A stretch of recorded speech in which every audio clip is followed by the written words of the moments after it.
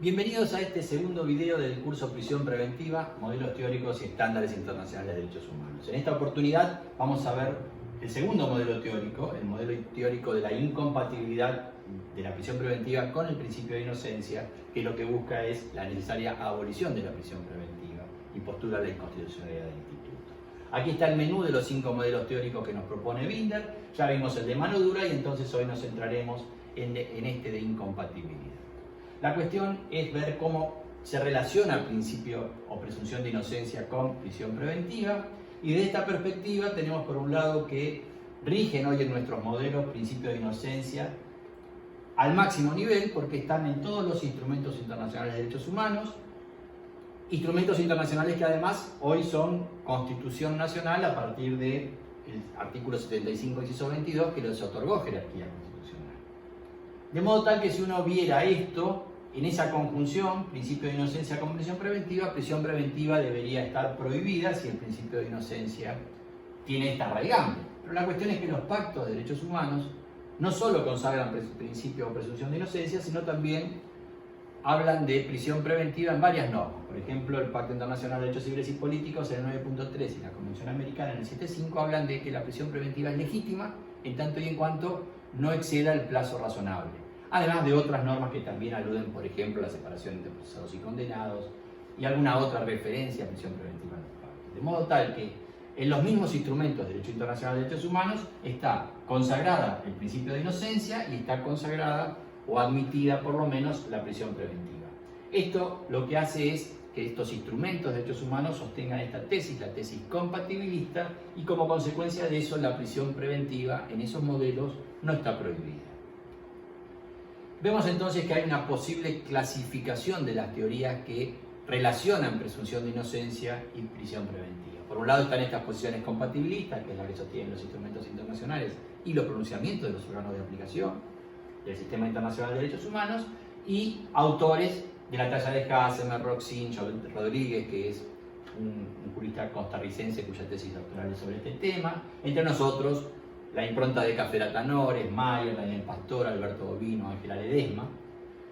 Y frente a esa posición compatibilista aparecen otras posiciones del todo o nada, que son posiciones extremas, absolutas, que lo que buscan es, por un lado, en una de ellas, de esas líneas, la abolición del principio de inocencia. Y en este sentido, los criminólogos positivistas, los juristas del fascismo y nacionalsocialismo, sostenían esta tesis con autores como Garofalo, Ferri, Mancini, y fue pauta legal, por ejemplo, en el Código Rocco de 1930, el Código Italiano del 30. Por supuesto que esta tesis hoy es absolutamente refractaria a nuestro modelo porque nuestras constituciones y nuestros pactos, instrumentos internacionales de derechos humanos consagran la presunción de inocencia, con lo cual desde allí no son modelos que puedan ser receptados en ningún sistema que pertenezca a estos sistemas, estén dentro del ámbito de protección de sistemas de protección internacional de derechos humanos. La otra posición extrema, antítesis de la anterior, es una postura que lo que procura es directamente abolir la prisión preventiva. Entre los doctrinarios que postulan esta idea aparece a nivel internacional Luigi Ferraioli, entre nosotros Eugenio Zaffaroni y Gustavo Vitale, que es quien con más desarrollo en Argentina y con mayor coherencia desde la década del 90 viene sosteniendo esta idea, postulando la inconstitucionalidad de la prisión preventiva. Veamos en Ferraioli cómo se da ese abolicionismo, que lo que busca entonces es que predomine el principio de inocencia por sobre la prisión preventiva. Y él lo hace partiendo de lo que él llama la provocación de Mancini, que como vimos sostenía la tesis absoluta de abolición de la presunción de inocencia, y lo que cuestionaba a los iluministas y a los clásicos era si tanto hacían prevalecer esa presunción de inocencia, ¿por qué no abolían la prisión preventiva? Y Ferraioli toma esa provocación de Mancini y dice que debe aceptarse esta provocación de Mancini, demostrando que no solo el abuso, sino ya antes el uso de la prisión preventiva es radicalmente ilegítimo y además es idóneo para provocar, como enseña la experiencia, el desvanecimiento de todas las demás garantías penales y procesales. En esto entonces se traduce el abolicionismo en Ferraioli.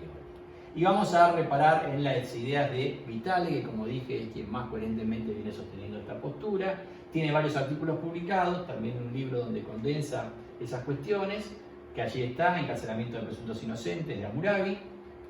Y lo que él postula entonces es la abolición de la prisión preventiva por ser incompatible con la presunción de inocencia y en consecuencia como un instituto inconstitucional la prisión preventiva. Los argumentos que da son varios. Por un lado nos habla de la transgresión al derecho a la libertad, al juicio previo, porque nadie puede ser penado, encarcelado sin juicio previo, a la presunción de inocencia, que es lo que aquí nos interesa. Un segundo argumento es que se viola el debido proceso y el derecho de defensa.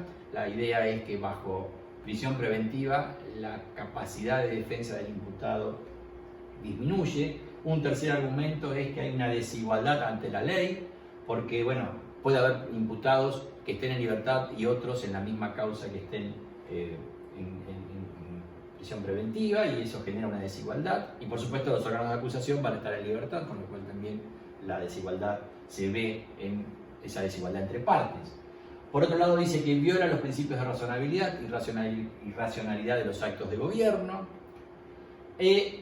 Un último argumento que impone una pena sin culpabilidad y afecta el principio de proporcionalidad de las reacciones estatales vinculadas a la criminalidad. La idea de proporcionalidad, racionalidad y razonabilidad se vinculan estrechamente. Y da un sexto argumento que es válido tanto para la prisión preventiva como para la ejecución de la pena privativa de libertad, que es la prisión preventiva es una forma de tormento. Las cárceles son las mismas para procesados y para condenados por sentencia firme, de modo tal que ese argumento también es traspolable a la situación de los condenados. La verdad es que todos estos argumentos que da son argumentos genéricos que, bueno, son sensatos, pero la verdad es que lo que pasa con esta teoría es que carece de capacidad para impactar en la realidad, porque la prisión preventiva, pese a que uno podría darle verosimilitud a muchos de estos argumentos, bueno, la prisión preventiva existe y no va a dejar de existir, por lo menos en nuestros tiempos. La idea es que esta tesis que nos propone tiene argumentos consistentes, pero carece de fuerza para modificar la realidad. Y entonces le hace un poco de golpea la pared, pero no logra perforarla. Así que de esa perspectiva no es una teoría que tiene gran efectos en la práctica. Lo que es interesante en Vitale es cómo va contrarrestando y contraargumentando contra todos aquellos fundamentos que se vienen dando para sostener la legitimidad de la prisión preventiva. Uno de esos argumentos es en Argentina, que el artículo 18 alude a orden de autoridad competente para el arresto, y eso fue equiparado a la legitimidad de la prisión preventiva con raíz constitucional. Bueno, allí la respuesta es que el arresto no parece ser la prisión preventiva. Si en algún momento fue la prisión preventiva, la progresividad con la cual deben ser analizados los derechos humanos determina que hoy no pueda ser considerada la prisión preventiva, que el arresto es por un tiempo muy corto, horas o días, pero jamás meses y años, con lo cual allí está bien contrarrestado ese argumento. Otro argumento que se cuestiona es el que da, por ejemplo, Caferata-Nores, que dice que la prisión preventiva se legitima porque en el preámbulo de la Constitución se habla de afianzar la justicia, y si no se decreta la prisión preventiva en algunos casos, dice Caferata, la justicia más que afianzada sería burlada. La respuesta que se da a este argumento es que, por ejemplo, en el mismo preámbulo se habla de asegurar los beneficios de la libertad, con lo cual es muy difícil compatibilizar prisión preventiva con el preámbulo de la Constitución. Un tercer argumento que se ha dado para legitimar la prisión preventiva es que ciertas convenciones internacionales mencionan la prisión preventiva. Bueno, esto ya lo mencionamos como tesis compatibilista, y lo que señalan es que en esto, por ejemplo, Vitale y Fabián Balcarce van a decir que estas menciones a la prisión preventiva en esos instrumentos de derechos humanos lo que reconocen es un dato de la realidad, pero no con esto la legitiman, sino que lo que hacen es imponerle límites. Con algún estándar momentáneo, en este momento le ponen esos límites, pero no están legitimándola como instituto. Un argumento que también se ha dado, por ejemplo, este es el argumento de Mayer, es que la prisión preventiva es necesaria porque en nuestro sistema está prohibido juzgar en ausencia, no hay juicio en rebeldía. La respuesta que se da a esto, por ejemplo, así lo hace Rusconi, es que, en definitiva, si no se puede juzgar en rebeldía el fundamento de eso es garantizar el derecho de defensa, porque una persona en ausencia está con una debilidad en cuanto a ejercer su derecho de defensa. Y lo que dice Rusconi es, pero bueno, no invertamos la garantía. Si la garantía es derecho de defensa, para garantizar el derecho de defensa me tienen preso. La verdad es que no parece en ese sentido coherente proteger la garantía de ese modo. Otro argumento es que el principio de inocencia es un estado del presunto culpable y no una presunción, es un estado jurídico. Esta era la postura de Vélez Mariconde. Y Vélez Mariconde estuvo muy influenciado por el Código Rocco, el Código italiano del 30, por supuesto termina admitiendo presunción de inocencia, pero construye esta lógica del estado jurídico y no una presunción para evitar los problemas que ofrecía la prisión preventiva.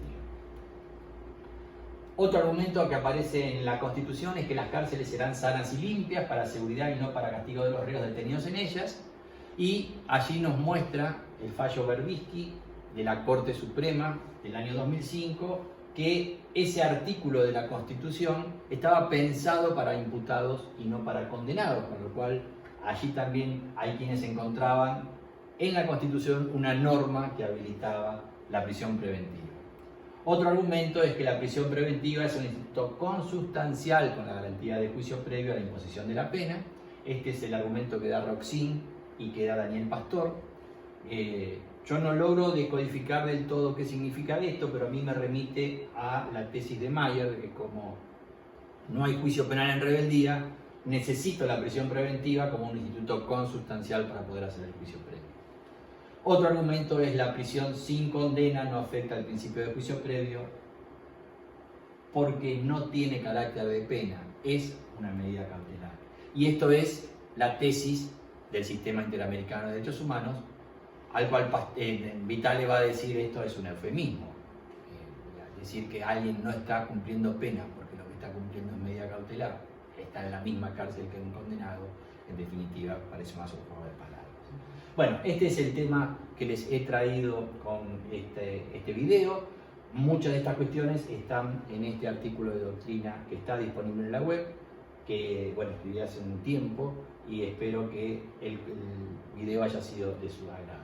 Vamos a ver en el próximo video la tesis 3, los estándares de intolerabilidad de la prisión preventiva.